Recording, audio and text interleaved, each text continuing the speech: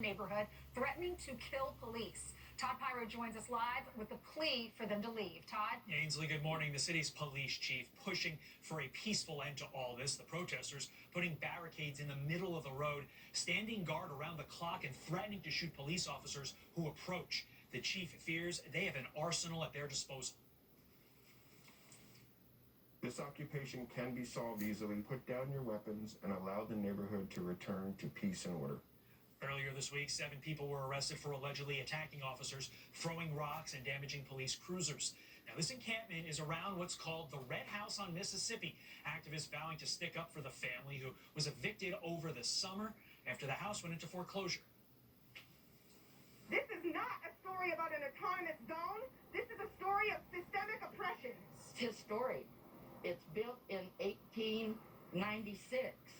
And my father-in-law purchased it in 1955.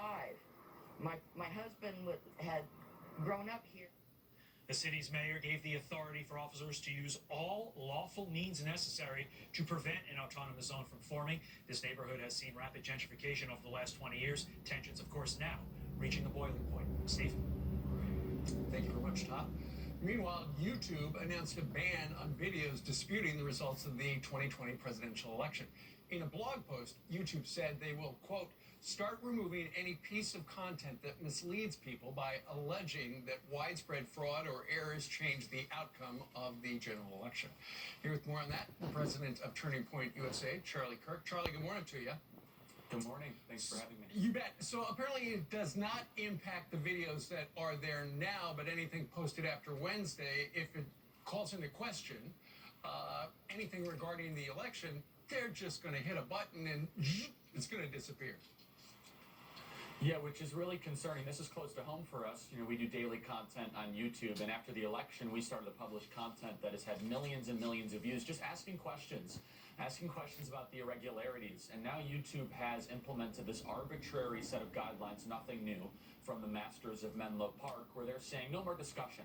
Enough of this, sit down, obey.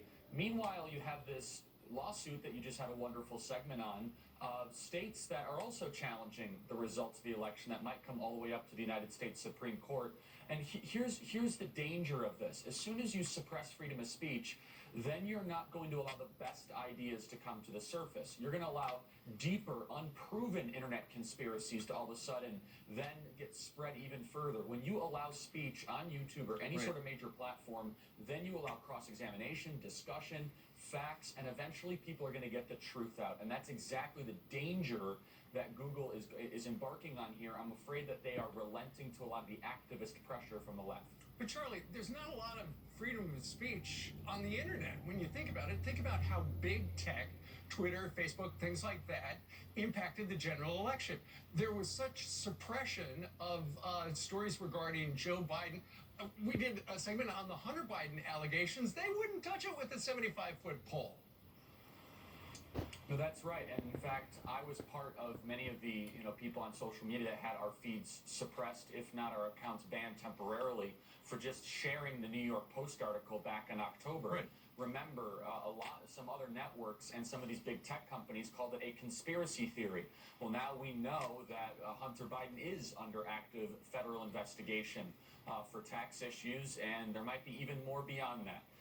If only that discussion could have happened a week before the election, but it was big tech that went in and locked people out of their accounts and suppressed their feeds. Sure. That is direct election interference, and you're exactly right. Freedom of speech is no longer a principle that the Masters of Menlo Park or the people that control our tech companies care about whatsoever. But every time the Masters of Menlo Park get called up before Congress, they say, you know what? We have nothing to do with these things. It's the algorithm.